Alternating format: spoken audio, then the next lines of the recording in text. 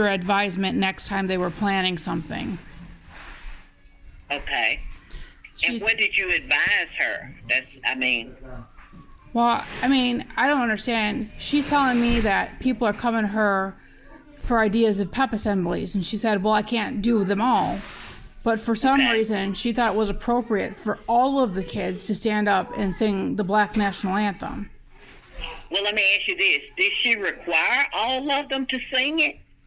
Well, she was at a doctor's appointment, so I don't know. Okay. But my son was told he needed to stand up and say the national anthem. I don't understand why. Well, this is the thing. They can have the students stand up and sing the Black National Anthem, but they can't require them. We have students all the time who don't, for religious reasons, personal reasons, and that's fine. So that's what I'm trying to determine. Did she make every student stand up and sing it? I don't feel it's appropriate. Are you gonna do that for the Hispanic kids of the school? Yes, ma'am. They do that when we have different cultural events going on.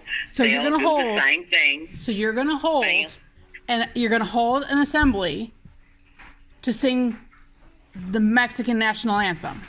Okay, hold on. They didn't hold an assembly, surely. Yes, ma'am, they did. I haven't talked to Yes, ma'am, they did. But what was the assembly for? Do you know? I don't know. I don't think it's appropriate. I don't think it's appropriate at all. The thing is if you can look up on Zillow, you can look up on Google, you can see for a fact that those schools are highly failing. My son is failing. We now have to go pick him up at 6 o'clock at night so he can return credits, regardless of what that looks like.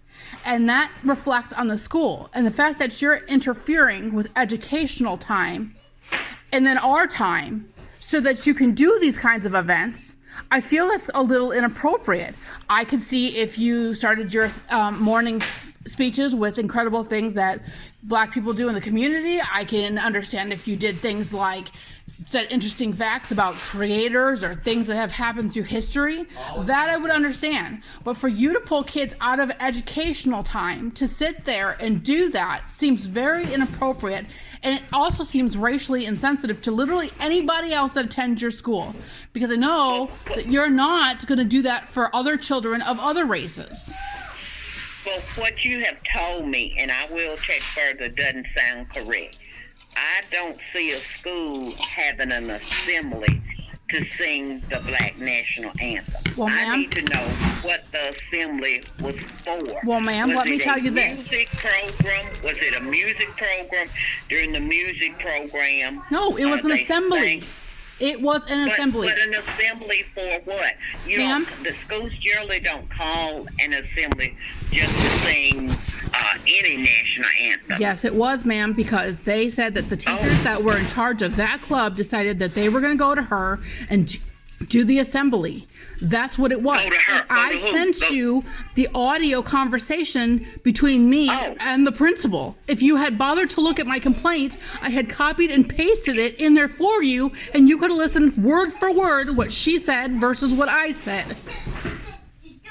Ma'am, I'm reading your complaint. I have it in front of me. I could not hear the audio. So that's why I'm calling you. Ma'am, you can hear it on YouTube just fine. I've heard it myself. You can hear it just fine. Thank you, ma'am. I'll get back with you once I talk to the school. I wanted to visit with you first. I've got a couple more questions. Real quick, what's your name again? I'm Janice Warren. I'm the Assistant Superintendent for Equity and Pupil Services. And you're doing the Title IX complaint? Yes, ma'am. Who's the superintendent over the school? Charles McNulty, Dr. Charles McNulty. And what's his phone number? Hold on.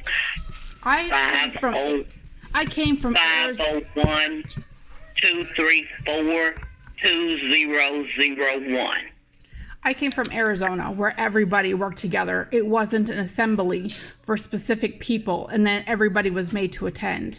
That specifically, that you are asserting that certain kids are better than other kids, and that's what's important. You don't hold an assembly for everybody in their race, which means that is specifically what you have done. Not to mention, it dawns on me after literally a day later, I get another video from that school where 3 girls are getting into a fight and getting expelled. So it's not about making kids feel that they're important or that they're worthy or that things can be done. Like, the guy across the street works for the city. You know what? That guy goes to work every single day. I can see him leaving for work. And you know what about that guy? He makes a difference in our community. That's what happens. But instead, you got all these fights going on at your school, and you don't seem to care about that because this agenda is more important to you and your staff with failing grades, which reflect on all of you poorly. And, the lady said, well, ma'am, that's just your opinion. It isn't my opinion, ma'am. You can go onto Zillow, type in any address of any student that would attend your school, and see that your school is graded 3 out of 10. You can go on to Google and look to people's complaints about how they were bullied endlessly at your school, how they were treated poorly, how they don't get along with the teachers. There was one complaint by one girl who said that she was harassed so much for filing a complaint against a teacher that she thought about killing herself, and she was depressed, and she had to go to that school for 2 consecutive years.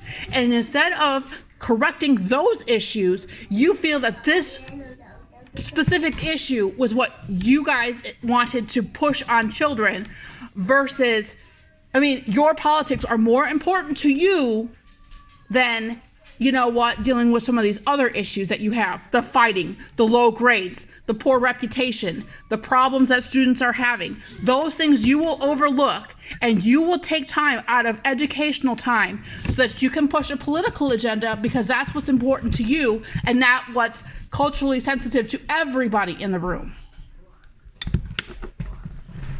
Ma'am, I don't know what you're talking about. Well, you would have watched the YouTube video, you would have known. I totally disagree with what you were saying. It's a fact. I will be doing some checking into this further. It's a fact, ma'am. You can go on any of those websites and see how poorly your school is rated. That is a fact. It's not an opinion. It's what is documented on every site about how bad your school is. Ma'am, and you don't want to address those issues. What I'm trying to find out right now is to get to the bottom of this issue that you brought to my attention. Truly, it feels like you're attacking me and that you're really not going to do anything about it. That's what this conversation feels like, that you're attacking me. How dare I speak out against something like this? Ma'am, there's no way in this conversation that I understand how you would have thought I was attacking you.